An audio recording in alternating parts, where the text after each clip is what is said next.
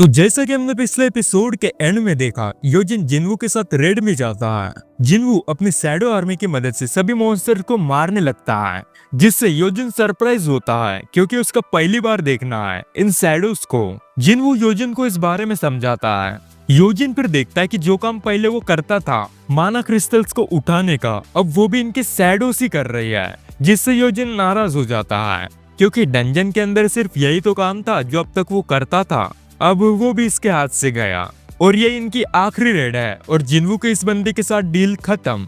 अब इसके बाद हम एक यूएस के डंजन में देखते हैं जहां एक हंटर काफी घबराया होता है क्योंकि उनकी टीम के सभी हंटर एक मॉन्स्टर के हाथों घायल हो जाते हैं और ये मॉन्स्टर बिल्कुल इंसान जैसे दिख रहा होता है। वो उस हंटर से बात करता है और बोलता है कि टेंशन ना ले, मैंने बाकी हंटर्स को मारा नहीं है, सिर्फ बेहोश किया है और ये कोरिया का एक हंटर है जिसे अब घर जाना है। अब इसके बाद योजिन बताता है कि उसने 20 रेड को कंप्लीट कर दिया है। अब वो गिल्ड मास्टर के लिए अप्लाई करेगा, बस अभी एक एग्जाम देनी बाकी है। इसके बाद योजिन जिन्वू से पूछता है तो आगे वो क्या करेगा। जिन्वू बोलता है कि वो अब कुछ समय के लिए गायब रहेगा क्योंकि वो अब डीमन कैसल में वापस जाएगा और उसे क्लियर करेगा क्योंकि पिछले बार जब वो गया था तब वो कमजोर था। योजिन बताता है कि उसका एक बड़ा भाई भी है पर उससे उसकी इतनी बनती नहीं है, तो अब वो जिन्वू को अपना भाई मानता है और ये बोल के वो थोड़ा इमोशनल हो जाता है। दूसरी तरफ यूएस में उस मॉन्स्टर या बोले तो हंटर को इन्वेस्टिगेशन के लिए लाया होता है। इसका मानना है कि कोरिया से है और 10 साल पहले ये डंजन में फंस गया था और अभी यहाँ यूएस के डंजन में आया है। अब इसको देखने जल्दी कुछ डोंगसू भी आने वाला है और इसके बाद जिन्वू वापस से डीमन कैसल के अंदर जाता है। वो देखता है कि यहाँ तो कोई मॉन्स्टर ही नहीं है क्योंकि उसने गेट के सामने के मॉन्स्टर पहले ही सीजन 1 में मार डाले थे। वो आगे जाता है और एक दूसरे गेट में एंटर करता है जहाँ का माहौल पूरा अलग था, मतलब एक सिटी जो पूरे आग से जल रही है। उसे एक मिशन मिलता है जिसे उसमें टोटल 10,000 मॉन्स्टर्स को मारना है। तभी उसके सामने मॉन्स्टर्स आते हैं और वो उन्हें मारना चालू कर देता है। अब इधर योजिन अपने डैड को डंजन्स के रिपोर्ट्स देता है और उसे लगता है कि अब वो योजिन गिल्ड का गिल्ड मास्टर बन जाएगा। योजिन के डैड बोलता है तो ये बंदा जिन्वू तुम्हारे साथ ही था ना और तुमने इसकी मदद ली। अब योजिन को लगता है कि सारा प्लान चौपट हो गया, अब शायद उसे योजिन गिल्ड का गिल्ड मास्टर बनने का मौका नहीं मिलेगा। पर तभी उसके डैड बोलते हैं कि वो उसे गिल्ड मास्टर बनने देंगे, लेकिन एक शर्त पर कि वो जिन्वू को भी अपने गिल्ड में शामिल करें। योजिन बोलता है कि हाँ और वो अपनी पूरी कोशिश करेगा जिन्वू को अपने गिल्ड में लाने की। दूसरी तरफ जिन्वू ने कई सारे मॉन्स्टर्स को हरा दिया होता है और उसे एक सेकंड फ्लोर में जाने की परमिशन मिलती है। वो आइस बियर की बॉस के शैडो को बुलाता है और उसे लेकर सेकंड फ्लोर की ओर जाता है, पर तभी कुछ और भी मॉन्स्टर्स उसके सामने आता है। आइस बियर उन्हें मार के आगे जाता है और हाँ, इसका नाम अब से टैंक है।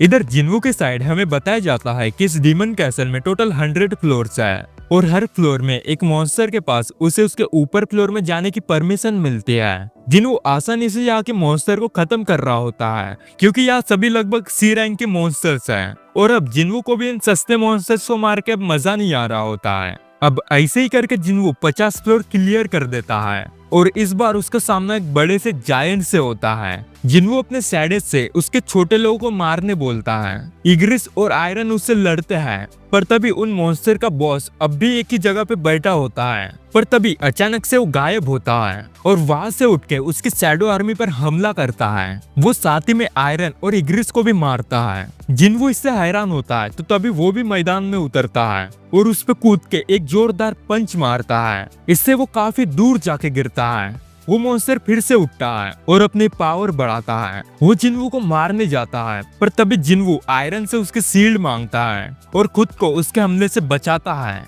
अब जिन्वू को ओपनिंग मिलती है तो वो उसे मारने जाता है, पर वो मॉन्स्टर उससे बचता है और उल्टा जिन्वू पर ही हमला करने वाला होता है। जिन्वू खुद को अपनी एबिलिटी को यूज करके पीछे धकेलता है और उससे बचता है। अब जिन्वू एक प्लान के साथ आता है, एक टूटी हुई बिल्डिंग की ओर देखता है और उधर भागता है। ये मॉन्स्टर भी उसके पीछे भागता है, पर तभी जिन्वू जल्दी से उस बिल्डिंग के ऊपर जाता है। वो मॉन्स्टर ऊपर देखता है, पर तभी जिन्वू तेजी से आकर उसे काट देता है। इधर व्हाइट टाइगर गिल्ड का मैनेजर जिन्वू से मिलने जाता है क्योंकि यूनो ने उसे बोला था, पर उसे जिन्वू कहीं नहीं मिलता क्योंकि वो तो अभी डीमन कैसल में है ना। इधर जिन्वू उस बॉस मॉन्स्टर को मार देता है और उसे कुछ सामान मिलता है जिनमें से एक मैजिक टाइप किले भी होता है। दूसरी तरफ यूएस में डोंगसू वापस कोरिया से यूएस आ जाता है और वो उसी बंदे से मिलता है। इसका नाम संग इलवान है। संग अपने बारे में समझाता है कि वो एक मॉन्स्टर नहीं है, पर डोंगसू को अब भी लगता है कि वो एक मॉन्स्टर ही है। डोंगसू से और भी सवाल जवाब करता है, पर तभी वो बंदा भी डोंगसू से पूछता है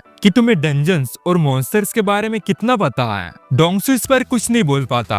संग बताता है कि डंजन्स और मॉन्स्टर तो बस आने वाले एक बड़ी वॉर की शुरुआत है और इन सबसे भी एक बड़ा मॉन्स्टर जो जल्दी यहाँ पे आने वाला है और वो उसे रोकने यहाँ पे आया है। डोंगसू उसे इस बारे में और भी पूछता है कि आखिर वो क्या है और हम भी उसकी मदद करेंगे। संग उसे बोलता है कि बताने का कुछ फायदा भी नहीं है, क्योंकि उस सब के सामने तुम कुछ भी नहीं हो। इवन वो डोंगसू को भी बस थोड़ा सा ताकतवर ही बोलता है। वो एस रैंक का है, फिर भी डोंगसू इससे थोड़ा गुस्सा होता है। वो उसकी रिपोर्ट्स देखता है और हैरान होता है, क्योंकि ये बंदा संग इलवान जिन्वू का बाप है। डोंगसू से बोलता है कि तेरा बेटा तो मर गया और अब तू भी उससे मिलने जाएगा। ये सुनकर संग हैरान होता है। इधर जिन्वू की तरफ कई सारे मॉन्स्टर्स होते हैं। जिन्वू अपने आर्मी को उन्हें मारने का ऑर्डर देता है। उसकी शैडोस उन्हें मारती है और साथ ही जिन्वू उस बॉस को भी आसानी से मार देता है। इसे मारने के बाद 1000 डीमंस को मारने का मिशन भी पूरा हो जाता है, जिससे उसे कुछ रिवॉर्ड्स मिलते हैं।